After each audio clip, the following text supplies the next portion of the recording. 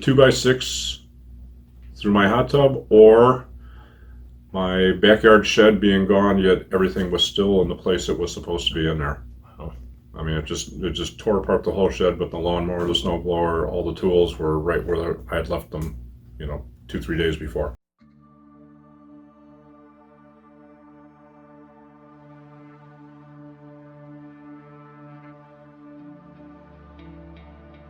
Alert, extreme alert, emergency alert, extreme alert.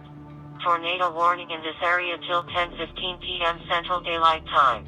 Take shelter now. Check local media. NWS, Monday, June 22nd, 9:29 p.m. It has been 5 years to this day when one of the worst storms in Grundy County history hit the Coal City area. The Coal City tornado ended up going behind the high school, ended up hitting these houses here on Quail Run, you can see behind me, and a lot of other subdivisions suffered massive damage from that tornado. Coal City Deputy Fire Chief Carl Wexelberg's house was one of those houses damaged behind the Coal City High School. The storm. So I was kind of like sitting in my garage, and my garage faces the east, and just kind of watching the rain and everything kind of blow by. And all of a sudden I felt the pressure drop. And I was like, oh crap. So I closed the garage door, walked inside, got my family down to the basement, told them to put their shoes on. And within 30 seconds, you could actually start to hear it.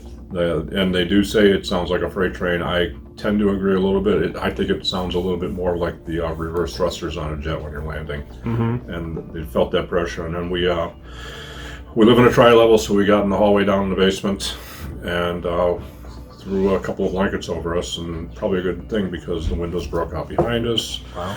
A couple of 2x4s came shooting through the window and Wow. stuff, and one actually embedded in the wall like about 3 feet away from us. So yeah, that was a fun 30 to 45 seconds is what I'm guessing. After the tornado, Wexelberg explained what happened next. Did run up upstairs, took a quick look around, saw that the roof had been lifted off. Wow. And obviously everything was not the way it was when we were there a couple minutes before. And then I started working my way outside, and I looked across the street, and I looked at their house, and I was like, if they were there, it's not going to be good for them. But they did fine. They were down in their basement. And then I started working my way around houses throughout the neighborhood, and actually got around to Rick Druce's house, and his family was in the crawl space, and I looked at his house. That's the one that split in two. It got picked up, and basically like the Wizard of Oz got dropped on him. So myself and my wife helped too at that point in time. She's a nurse and former firefighter paramedic, so we got them out of there. Wexelberg was called into duty that same night. And I came to the station, and at that point in time I was on duty for the rest of the night.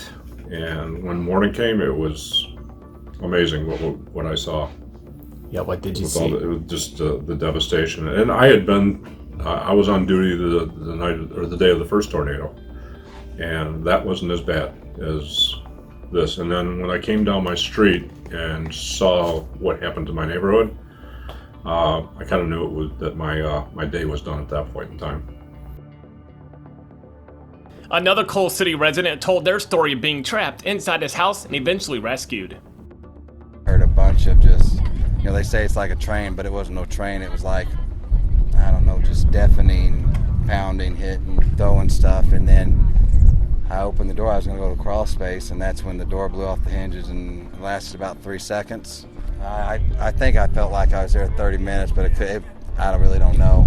Just one of those things when you go through something like that. And I'm not saying I gave up. I just was sitting there thinking to myself, what's going to happen? Because the gas was so bad, and it was making my eyes water. I could hardly breathe. I had that board on my chest, and my left leg was trapped. All of a sudden, I turned the flashlight off because I was like, what am I going to do? So I was just laying there, and it was really quiet, really quiet. That was probably the worst part. And then all of a sudden I hear out of the blue my neighbor Mike Larson, my hero. I hear him yelling, and calm under pressure. He calmed my wife down, because she was really upset. And they just coordinated getting, I guess it was like a jigsaw puzzle off top of me, you know, one at a time, which hurt a lot because there were certain things that were under certain things. Finally got me free, but I couldn't move because I was in so much pain in my stomach. Another hard-hit area of the Coal City tornado was the Coal City Fire Station number 2 right behind me. The Coal City tornado ended up starting behind the high school, hit a bunch of neighborhoods in that area, and then moved southeast in this general direction. The repairs to the Coal City Fire Station building were completed the following year, and the cost of damages were more than $1 million. Right after the tornado, Coal City officials reported more than 850 structures were impacted, 106 were deemed uninhabitable, and 60 were total losses. The cost of the tornado debris cleanup for Coal City was more than $1 million. It was also announced in late 2018 that the village of Coal City took out $3 million in bonds to aid in their recovery efforts.